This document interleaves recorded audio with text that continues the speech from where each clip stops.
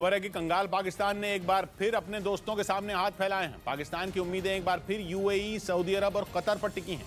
दूसरी तरफ वो चीन से भी मदद की आस लगाए बैठा है और ये मानकर चल रहा है कि उसके ये दोस्त तो उसके काम जरूर आएंगे। हालांकि हकीकत तो यह है कि चाहे यूएई, सऊदी अरब और कतर जैसे मुस्लिम देश हों या फिर उसका पड़ोसी चीन, सभी उसे पीठ दिखा चुके हैं। पाकिस्तान की मुसीबत यह है कि आईएमएफ से कर्ज मिलने की उसकी सारी उम्मीदें लगभग टूट गई हैं। आईएमएफ यानी इंटरनेशनल मॉनेटरी फंड आर्थिक संकट में फंसे देशों को कर्ज देने वाली संस्था है। पाकिस्तान अब लगभग तय मान चुका है कि आईएमएफ से उसे कर्ज नहीं मिलने वाला, इसीलिए उसने नए सिरे से अपने दोस्तों के सामने हाथ फैलाने का प्लान तैयार कर लिया। क्योंकि आईएमएफ से जिस बेल आउट पैकेज के तहत पाकिस्तान की सरकार को कर्ज चाहिए, उसकी मंजूरी 2019 में हुई थी। अब तक इसकी 2 किस्तें पाकिस्तान को मिल भी चुकी हैं।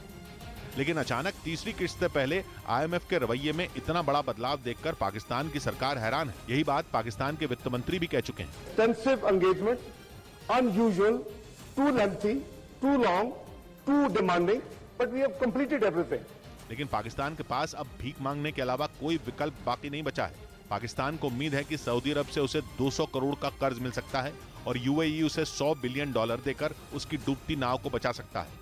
वहीं चीन से भी पाकिस्तान ने $80 करोड़ की मदद मांगी है और ये कहा है कि पाकिस्तान में चल रही उसकी योजनाओं को पूरा करने के लिए ये रकम मिलनी जरूरी है।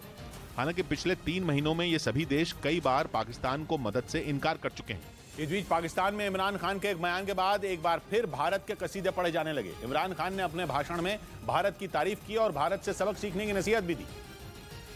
खासतौर पर आर्थिक मोर्चे पर भारत से नसीहत लेने को कह दिया। यूं तो पाकिस्तान में भारत की तारीफ कोई नई बात नहीं है, लेकिन इमरान खान भारत की मिसाल देकर पाकिस्तान में राष्ट्रवाद जगाने में लगे हैं। उनका कोई भी भाषण हिंदुस्तान का नाम लिए बिना खत्म नहीं होता।